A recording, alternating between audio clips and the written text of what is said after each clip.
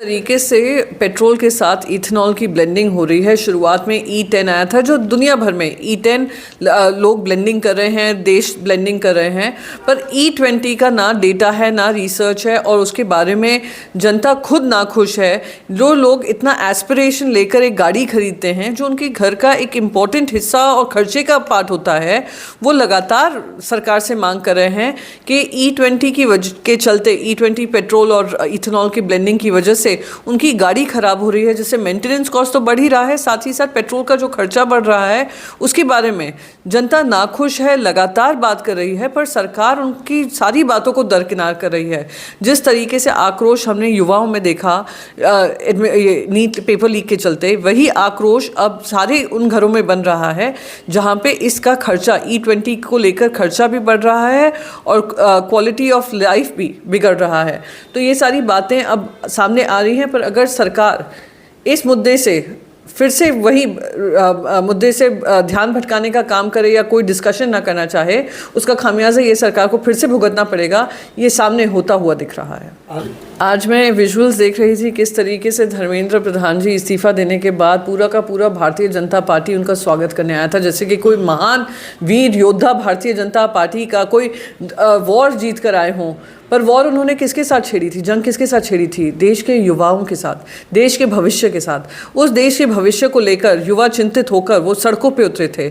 22 से ज़्यादा बच्चे ने अपनी जान ले ली है। और आज जब उनका स्वागत हो रहा था, एक खबर महाराष्ट्र से आ रही थी कि एक छोटी बच्ची ने नीट के परीक्षा में वो नंबर नहीं ला पाई, उसने आत्महत्या कर ली है, एक सुसाइड नोट छोड़ कर गई अपने माँ बाप के लिए।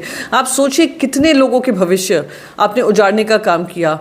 पिछले 12 साल में 7.5 करोड़ बच्चे प्रभावित हुए हैं। 19 राज्यों में ये पेपर लीक माफिया का प्रभाव हुआ है, और फिर भी किसी तरीके का डायलॉग न करना। और सबसे महत्वपूर्ण बात, जो UGC गाइडलाइंस के तहत कैंपसेस में जहर घोलने का काम कर रहे थे जातियों में, वो सुप्रीम कोर्ट ने रोका था। ये सारी चीज़ें एक चिंता का विषय है और उनका स्वागत हो रहा है जैसे कोई वीर योद्धा कोई जंग लड़कर आए हों।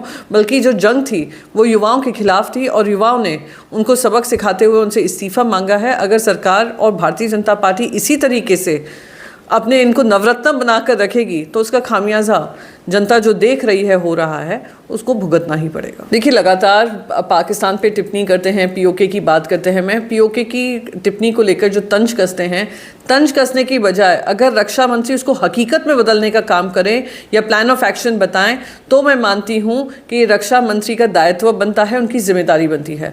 पर हर बार जो पॉलिटिकल विंग है RSS का, वो पाकिस्तान के बारे में कहता है, POK लाने की बात करता है, सबक सिखाने की बात करता है, और हाथों हाथ उनके साथ क्रिकेट मैच खेलने को तैयार बैठा रहता है, उनके साथ बातचीत शुरू करने को बैठा रहता है। RSS के खुद मोहन भागवत जी हों या उनके साथ में उनके साथ जो RSS में सीनियर लीडरशिप है, वो लगातार कहती है हमें पाकिस्तान से बात करनी चाहिए। तो ये जो दो मुहैया काम है, दो मुंह से बात होती है। एक कहते हैं हम पाकिस्तान को सबक सिखाएंगे, ज़ीरो टॉलरेंस टू टेरर, और दूसरी तरफ कहते हैं हमें पाकिस्तान से बातचीत करनी चाहिए। ये कहाँ तक सही है? और बात ये भी है कि जो ट्रैक टू डिप्लोमेसी होती है वो भी इनकी लगातार पाकिस्तान के साथ जारी है। जब प्रधानमंत्री ने ये आश्वासन दिया है कोई बातचीत नहीं है, तो आप लोग लगातार ये तंज कसकर ये काम करके क्यों काम करते हैं? सीधा हकीकत बनाकर दिखाइए, तभी देश की जनता आपके साथ कंधे से कंधा मिलाकर आपको शाबाशी देगी।